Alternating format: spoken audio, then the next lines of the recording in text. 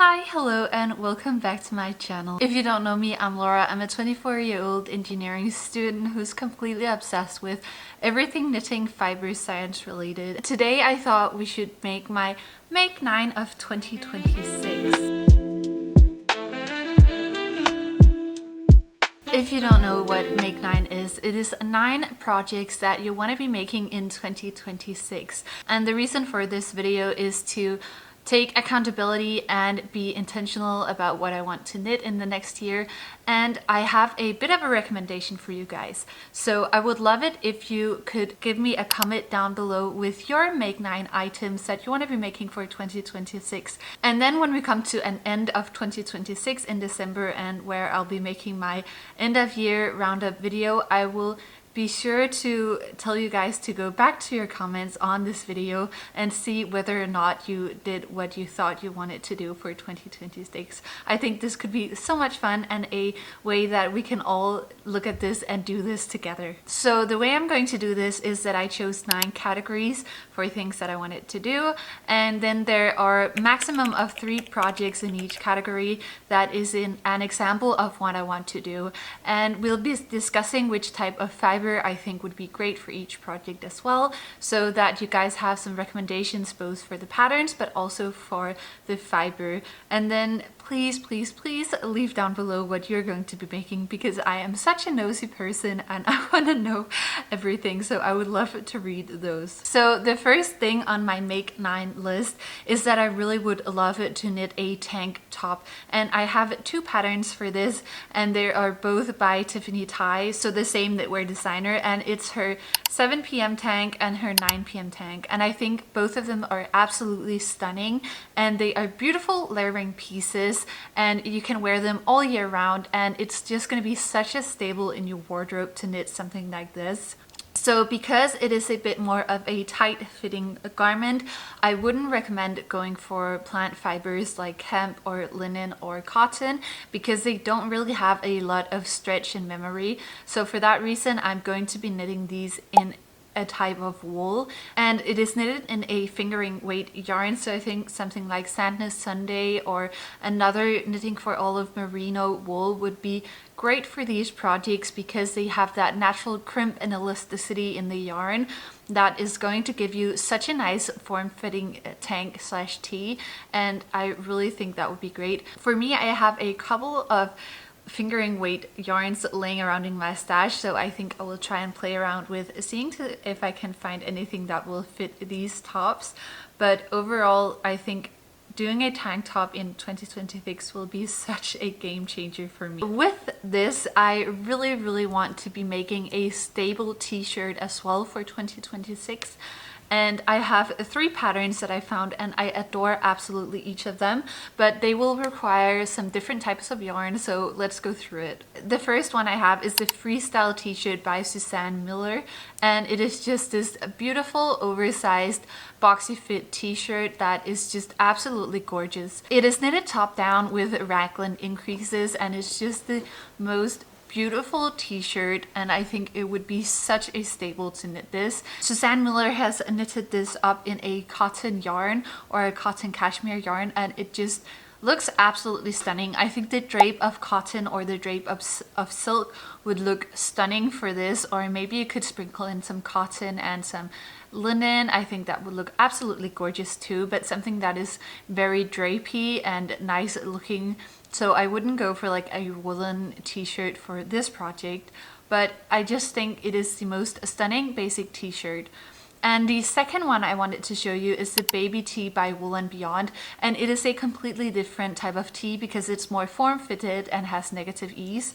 So for this one, I would definitely recommend going for a woolen yarn, so like with the other one, going for like the Sandness Sunday or the Knitting for Olive merino. You could definitely also, if you want something there's a bit more lightweight and summery, go for a yarn that is 50% wool and 50% cotton. I think that could look so great. It will give it a bit more of a drape, but still keeping that nice properties from the wool to make it tighter fitting and more elastic. And the last t-shirt I wanted to show you is the summer shirt by Selena During, and it is just the most gorgeous polo kind of looking summer shirt that I absolutely adore. She has knitted it up in cashmere, which I think will be so nice, but a more drapey material like cotton or silk or linen would look absolutely stunning with this. And if I were to knit it, I definitely would choose a bit more of a lightweight fabric so I could use it on holidays.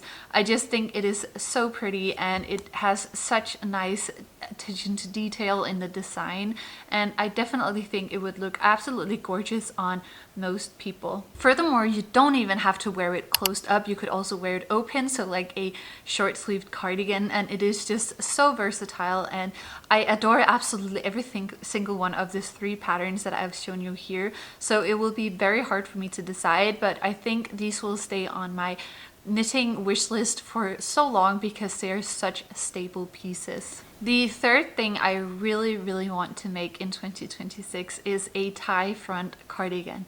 And I know these have been around for so long and I could have just knit one, but I think they're absolutely stunning and I think they look so pretty over dresses, and I'm trying to get my style to be a bit more feminine and nicer looking, and I think these types of cardigans would go great with that. I am so in love with the 3 that I found. They are very similar, but they are a bit different, each of them. And the first one I wanted to show you is the Bambi Bow Cardigan by Famke, also known as Mipi the Label. It is just this absolutely stunning drop-shouldered cardigan with a feminine touch. It has those tie fronts. It has a nice lace work detail around the back, and it just has the most gorgeous look to it. It has a very big ribbing, which also gives it a more of a feminine look, and it's just so drapey and so nice, and it looks very fluffy too, and I'm just in love with this type of cardigan. The second one I have that looks a bit like it is the Summer Breeze Jacket, but it's by Anne Catherine Stahl. And I really love her knitwear patterns. She's one of the designers that I keep going back to because I just think her pieces are so timeless and so pretty and feminine. And I would highly recommend checking out her other patterns as well. This one has such a nice attention to detail at the bottom of the sleeves, where it is like opened and then closed with a button, which I think is so feminine and gives it such a nice detail. It looks very much store-bought when I'm looking at this cardigan, and it has 2 front ties, which I like as well. I just think this would be such a staple piece. She's also released a mini version, so if you have a kid, you can knit yourself matching cardigans, which I think is the cutest thing ever. And I don't know, this just looks so stunning. I love the yellowish color she has chosen. I'm not really a big of a yellow person. It doesn't look that great on me, but it looks stunning on her. And I really like this cardigan. I think I like it even better than the other, even though the other one is so cute too. They're very similar, but like different, if you know what I mean. This one also looks to have a bit more of a boxy fit and some wider sleeves, and I really like the way the sleeve cap has been fitted, so it looks so stunning and like a bit more of a bigger sleeve. And yeah, stunning pattern. And then the last one I want to show you is from a knitwear designer called Alexandra Solvianyuk. And it is the Amelka cardigan, and it is absolutely stunning, and she has made it in a extra small to 5XL, which is a big size range, so it is very size inclusive, and it just looks absolutely stunning on her. She looks so gorgeous, and her smile is just the cutest smile. It has this ruffle detail at the cuffs of the sleeve, which I think is a very nice detail. It has 2 bows as well, and it's just with raglan increases. And it is a bit more of a simple one of these jacket, but it also has like the rounded off at the bottom of the hem, which I think looks very cute too. And there's no ribbing compared to the first one where there was some ribbing. So they're very similar, but also very different, all of them. And I'll have to take a look at which design details I like the most. Otherwise, I could also buy like both like 2 patterns and then modify the cardigan so I get all of the design details that I want. But I have the Vikingan Alpaca Maya in stash with a Vikingan silk mohair, and it is this beautiful like maroon mauve color, and I think it would look absolutely stunning in a tie front cardigan. So I will see if I can hit gauge with that yarn for one of these patterns at least. The fourth thing that I want to knit for 2026 is a red cardigan. And if you've seen my Everything I Knit in 2025 video, you know that I knitted the Peacock cardigan by Knit, but I ended up gifting it to my mother because it just didn't fit me the way I wanted to, and the yarn was a bit too itchy for me. I wear most of my cardigans with a short sleeve underneath because I get easily hot, whereas my mom, she's always freezing, so she's always wearing like long sleeves underneath her knitted cardigans, and she just thought a cardigan would be so amazing for her, so I ended up giving that to her. But now I'm really needing the red cardigan in my wardrobe because I was really looking forward to having that to style. So this year I really want to make a red cardigan, and I have 3 patterns that I might end up doing. I have 2 of them in my stock, so I already own the Port cardigan by Osetta, and I think this is absolutely stunning. Very like minimalist and feminine yet boxy looking cardigan. The second one I have is the Peacock cardigan by Knit, so the one I knit for my mother, and I think this cardigan is absolutely stunning. I'm just unsure whether or not we should have the same cardigan in the same color. I will have to discuss that with her as well. The last one I have is the Anemone cardigan by Knit as well, and it's just this very feminine lacework cardigan that just looks so stunning with like flowers down the button band, like on the side of the button band, and then on the back of the cardigan it has like a flower panel too and some other lacework, and I think it is just so cute. I've not seen a lot of people talk about this, but it is one of the cutest patterns I've seen on the Knit's website, and I really adore this. It is the only pattern of these 3 that I don't own, but I think it's the one I like the most. So let's see what I end up knitting for my red cardigan. The 5th thing that I really want to knit is a summer top, and that is because I've only ever knitted one summer top, and I didn't get a lot of wear out of it because it's this like bright green color, and I don't know if I think it suits me, but I really like the yarn, and yeah, that is a whole nother story. But I really want to knit a summer top that I will get the use of, and one of the ones I like is the July top by Augusta Knit, and it is just the most beautiful crossover neck detail top that is knitted in a ribbing, and it has like 2 ways you can do it. So you could just do it as a halter top or like the crossover top, and I think it would look absolutely stunning. She has knitted it up in Knitting for Olive merino, and I think I would do the same, knit it in a merino type wool, just because you want that stretch, especially if you're knitting rib and for that type of garment. So but I think that would look so stunning, and I've never knitted with Knitting for Olive, so I might buy yarn for this top from Knitting for Olive just to test out their yarns too. The second top I have for this one is the Ophelia blouse by Tamara Jordan, and I've talked about this before, but it is just such a gorgeous blouse. And I talked about the VIP Lana Gatto yarn that I got in my previous knitting podcast episode, and I think that yarn would look gorgeous for this top. And I don't know, let me know if you think that could be a good match too. It's that like rusty reddish maroon color, and it's just very gorgeous, and it would look like very nice and sexy on this blouse. But at the same time, I don't know if I should knit it up in like a silk to get that drape. Yeah, that is really a hard choice, but let me know what you think down below, please. 2025 really is the year of basics for me, and I would love to knit a long sleeve basic as well. One that I could wear all the time in like a neutral color that I just could reach for with every outfit. And I've found 3 different patterns that I really adore. The first one is the Beyond Classic shirt by Wool & Beyond, and it is just this nicer shirt, like fine shirt looking knitwear, and it's just so gorgeous. And like the pearl buttons that she has used for it just looks so feminine, so sophisticated, and I think it would be such a staple for like going out and going to meetings and stuff like that. So that is definitely something that I would consider making. even though I think it would take ages to make it because it's on 3.5mm needles. But I just think that this is just such a stunning pattern. It is hard for me because I really want a stable shirt, but I found quite a few different ones, like different style, but all are like very stable shirts.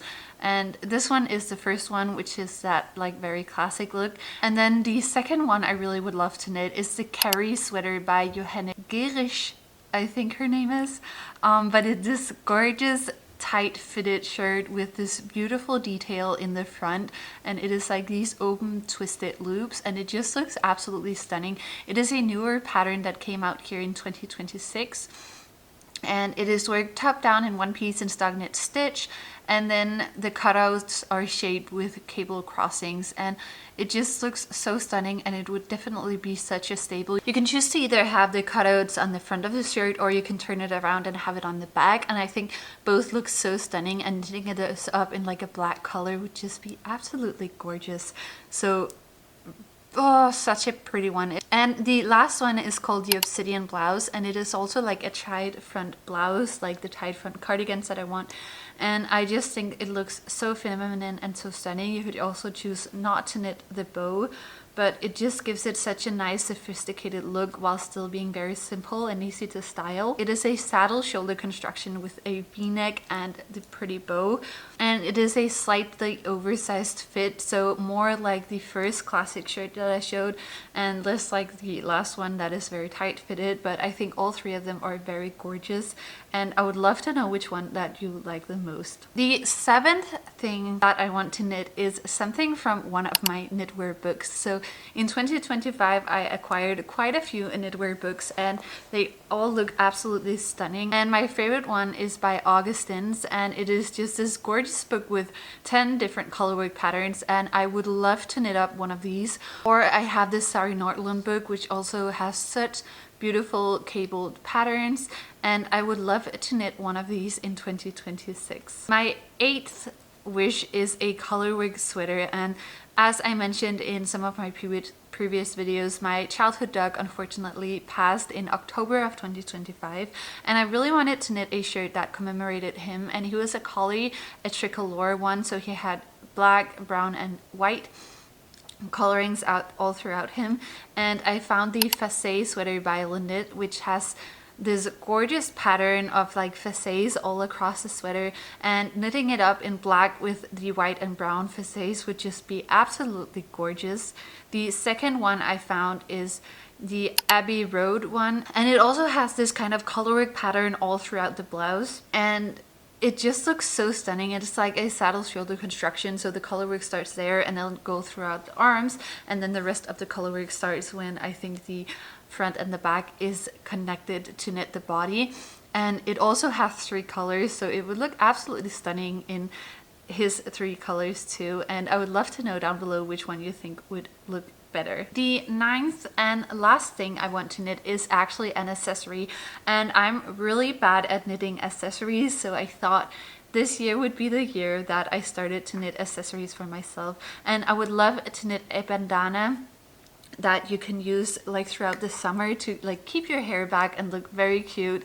And I found the Romanticist bandana by Meredith Campbell, and it's just this gorgeous bandana with like a bit of like a lacework pattern all throughout that looks like small blossoms, and it's just very romantic and feminine to me, and I think it would look absolutely stunning knitted up in like a silk or a cotton to give it that bit of a drape. The other one is I Love Stripes bandana by Suzanne Miller, and it is just this gorgeous striped one. It looks way more classic and modern compared to the other one, which looks very romantic and feminine, but I absolutely adore both of them, and I think this could be a gorgeous stash busting pattern to make.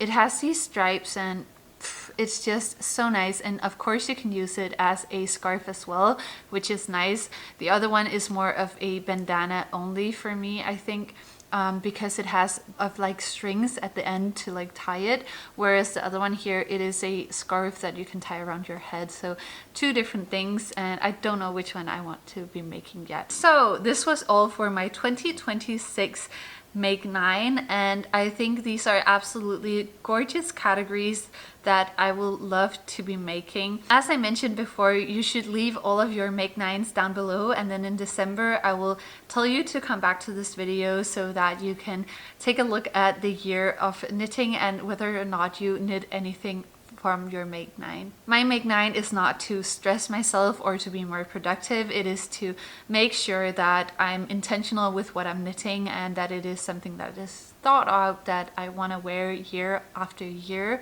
and not some trend that I decided just to knit up, and that is very important to me. If you like my video, give it a thumbs up, and if you want to follow my knitting more in real time, you should go to my Instagram or TikTok, which is both at Knitgineer, and here I post almost daily so that you'll be able to keep up with my knitting and my master's thesis. Happy knitting until I see you again. Bye!